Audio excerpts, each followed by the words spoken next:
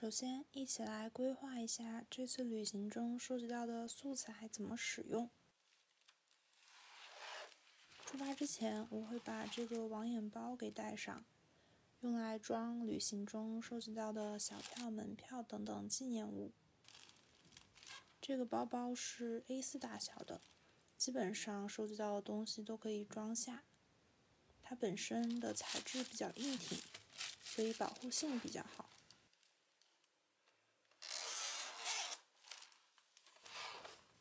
在这个大口袋里面还附有一个小口袋，如果有比较细小或者是特别珍贵的物品，就可以放到这里头，会更加安全和放心。那我们可以很快速的把这些素材一一的过一遍。首先是崂山矿泉水上面的包装，这个是坐飞机给的饮用水，然后我觉得很好玩，就把它撕下来了。第二个是返程的机票，因为上面的隐私信息比较多，所以事先打码了。再就是曲博买的一些，做了一个手做的袜衣，然后这个店铺寄过来还送了一个购物袋。正面的话可以把店铺的名字剪下来贴在本子上，其他的部分也可以用来直接当牛皮纸的纸来用。还买了2张特色的明信片，这个明信片当时在买的时候就已经想好，就是凭借自己的记忆目测了一下，然后买了2张比较喜欢的花纹，到时候会把它们裁下来，正好可以铺满一面 TN， 用来做打底的便签。曲博也有免费的导览册，有2本，一本是铜版纸打印的，一版是普通的纸。下一个就是喝的奶茶的袋子，然后还是曲博买的，是冰箱贴，还有曲博的袋子，这个上面有他们的 logo 还有文字，到时候就直接裁下来贴在本子上，不用再自己写大标题了。然后再就是这个酸野的袋子，我记得当时装的时候还有一点那种酸野粉和柠檬鸡爪混合在一起的气味，但是放到现在基本上是没什么味道了。接着是吃的螺蛳粉的小票，还有老友粉的菜单。最后是青秀山的门票和小火车车票。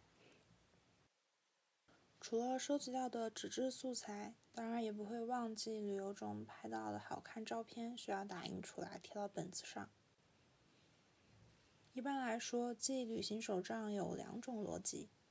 第一种是按照时间的顺序，比如说这一次我是几点钟抵达了南宁，第一天去吃了什么店，第2天去了什么景点，吃了什么东西，拍哪些照片等等，按照行程实际发生的顺序，对素材进行排列和记录。第2种则是提取出一定的专题进行排版，比如说我把这一次在南宁玩吃到的所有东西都放到一个版面上。那这一次我主要是想用第2个方法，把它分成了饮食记录、景点记录还有交通住宿的部分。现在我就按照这3个部分对素材进行分类和整理。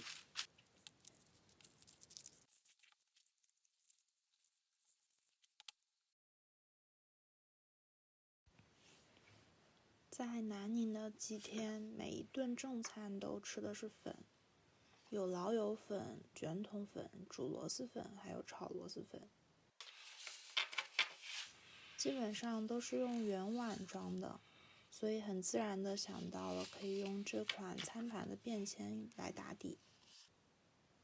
打算用苹果相册的抠图功能，把食物的照片打印成圆形再贴上去。选了几张合适的便签，在纸上简单排列了一下。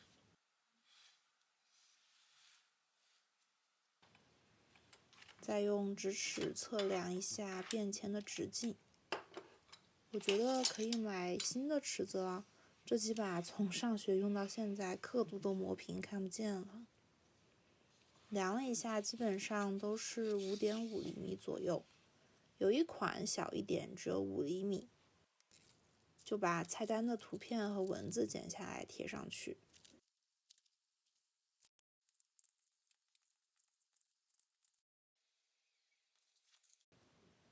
这样第一碗粉就做好了。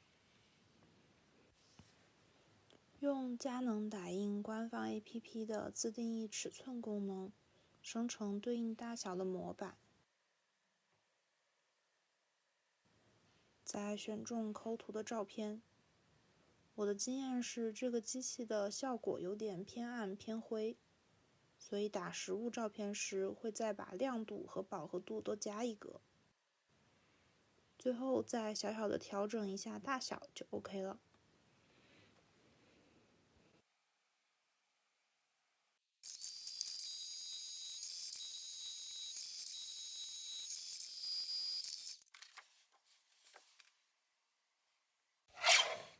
接下来就是裁剪、粘贴的过程。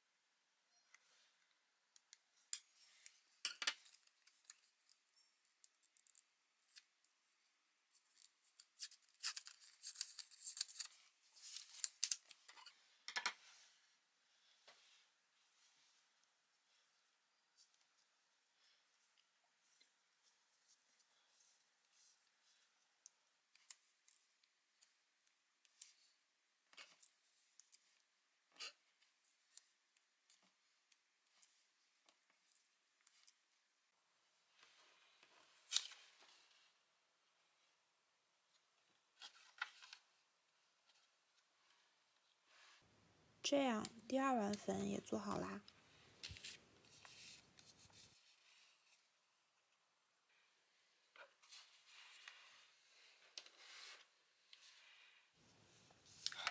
4碗粉都做好后，就贴到本子上。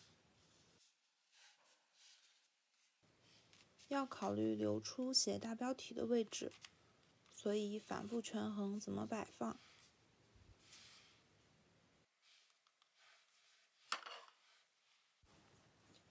找了个跟菜单差不多的字体做参照，用铅笔打格子描草稿，再用橡皮擦擦的只剩下外轮廓，用软头笔写大标题。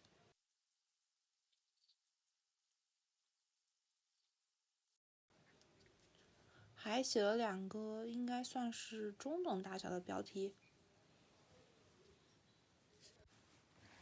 我发现广西本地的汤粉有2个特点，第一个是粉和菜的比例差不多，和湖北这边主要是粉占大头不一样，所以一开始会有点担心吃不饱，但是吃完了以后就会觉得饱腹感很合适。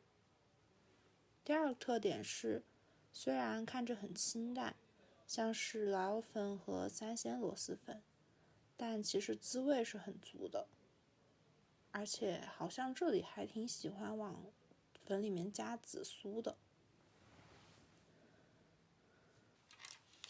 我特别喜欢吃螺蛳粉，以前的手账甚至有一面就是螺蛳粉的专题。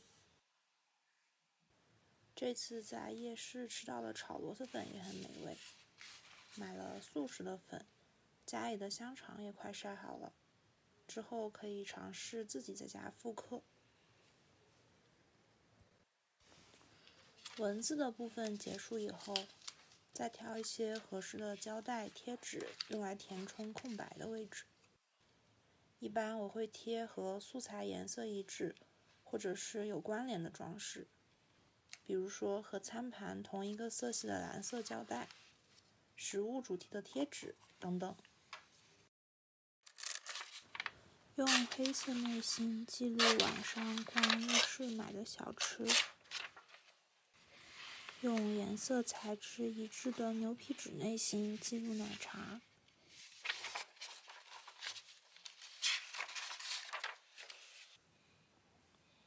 透明袋子的文字在黑色纸上看不清，就用白色的胶带打个底。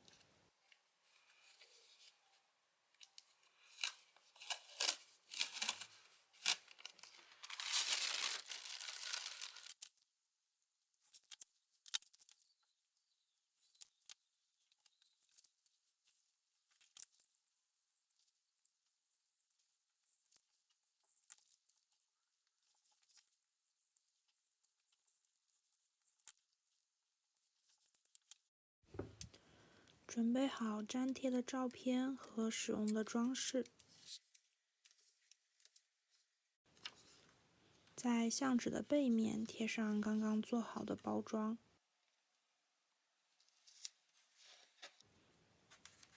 胶带的边角料也用上了。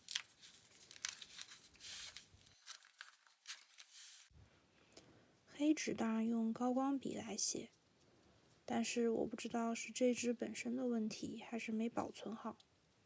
写起来出墨总是很不均匀，越写越恼火。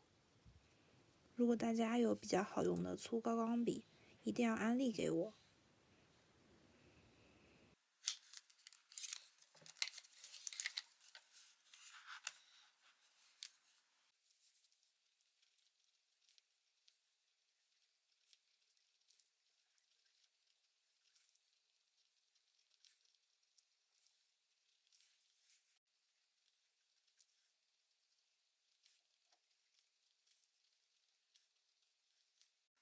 热带水果爱好者可以在广西实现水果自由。酸野的做法是把水果、蔬菜拌在一起，再撒上调味粉，有点类似在长沙吃到的泡菜，也算是提前预习过这个味道。去之前正好喝了一杯杯口蘸酸野粉的特调咖啡。一般来说，旅游会避开扎堆的地方，但朗西夜市逛起来还不错，人流量还好，收拾得也很干净。终于吃到了木薯糖水，去之前正好同事有安利我吃这一家，但是我觉得在南宁吃的才符合自己对口感的想象。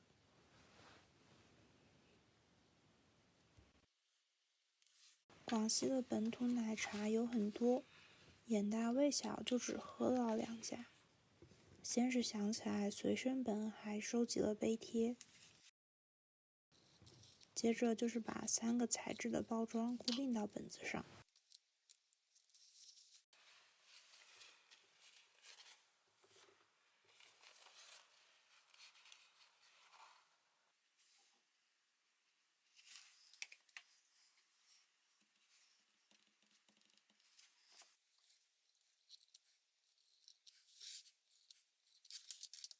人的口味真的会变诶。小的时候跟爸妈的公司团建去桂林玩，有一顿饭是芋头宴，不吃芋头的我就只能用蒸鸡蛋拌饭吃。现在虽然还是对芋头做的菜不感冒，但是很喜欢芋圆和芋泥。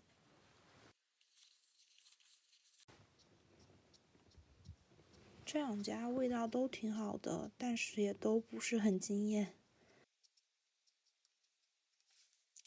特别是阿嬷手作之前有在深圳喝过，当时就觉得没有惊为天人的那种感觉。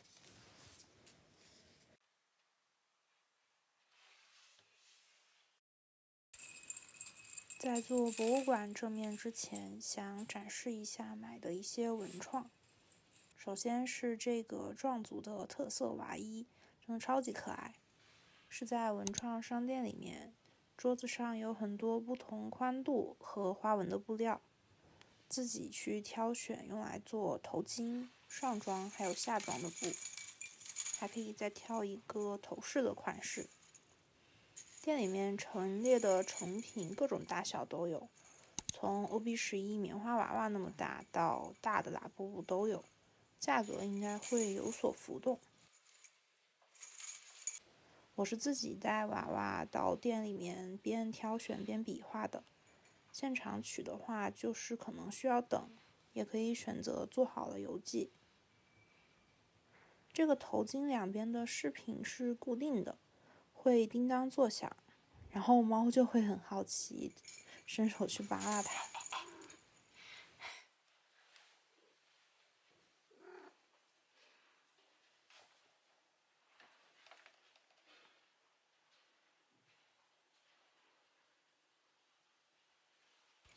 接着是冰箱贴，金属还有亚克力材质的冰箱贴，以前都有买过很多了，这次就想换一个材质，挑了这个用木头刻画出铜鼓的款式，里面还有撞锦的布料。这个比以往自己买的均价要便宜一点，所以虽然娃衣做下来一套比较贵，但是两个加在一起价格就可以接受。和开头过素材说的一样，把明信片裁成了贴的高度。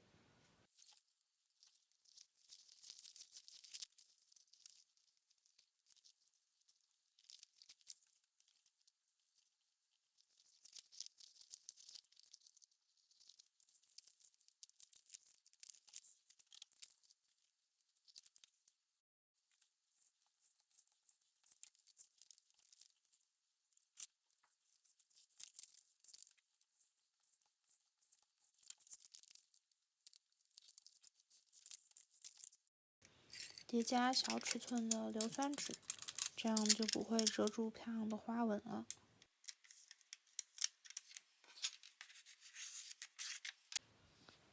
再把导览册的标题和文物裁下来贴上去。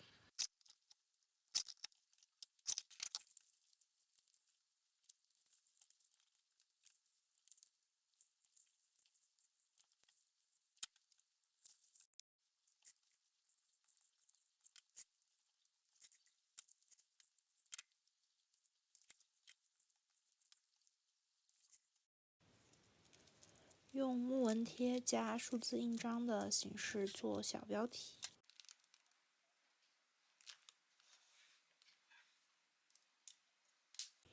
地方博物馆最值得看的，肯定是从原始社会一直到清代的当地古代文明展。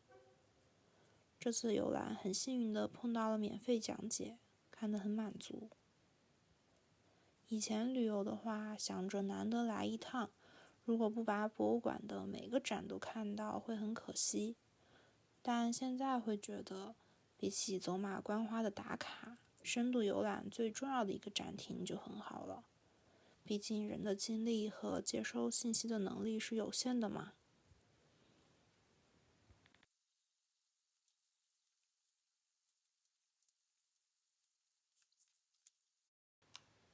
写完字后再补一些胶带做装饰。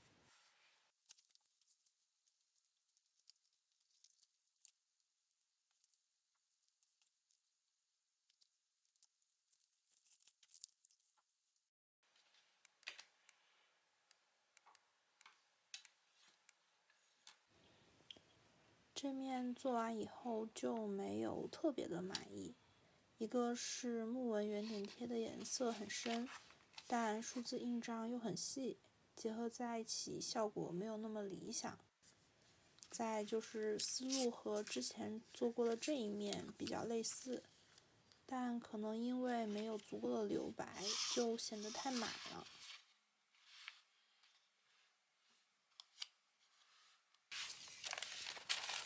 之前介绍的袋子和导览册没有用上，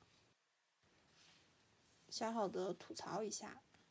左边这一面的中文是不是设置成加粗的格式会更好，否则看起来真的很像英语试卷上的翻译题。接下来就进入到清秀衫的部分，我觉得门票的背面比正面要更好看一些。用刚刚明信片的边角料做一个口袋，把喜欢的照片贴上去。给自己抠图的话会有点羞耻，而且不规则的形状就没有办法剪得特别的精细。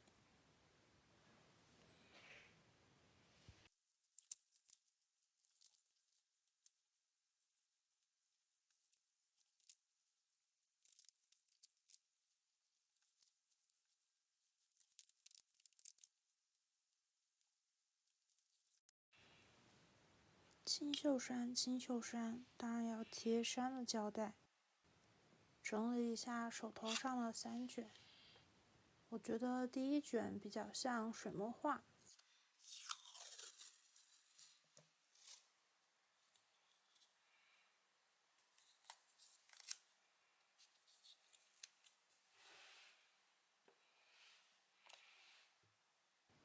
第2卷和第3卷里面这一卷会更加符合我在现实中看到的广西的特点，不管是从颜色还是形状上来说。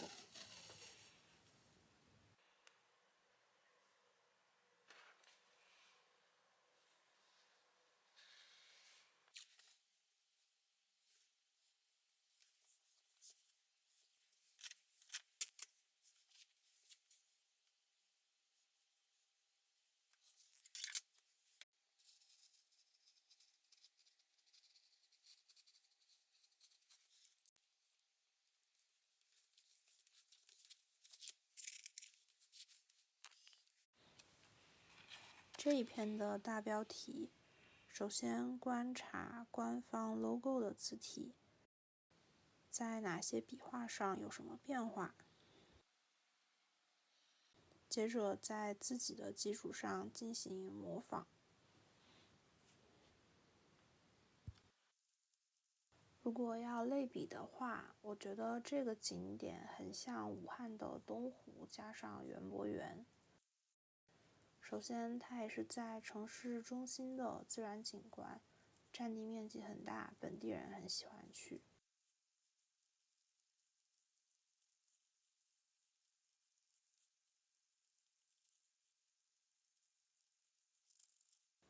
再就是植物非常的丰富，但和园博园一样，里面的装置画风怪怪的，不知道是不是 AI 生成的，这个我也不太确定。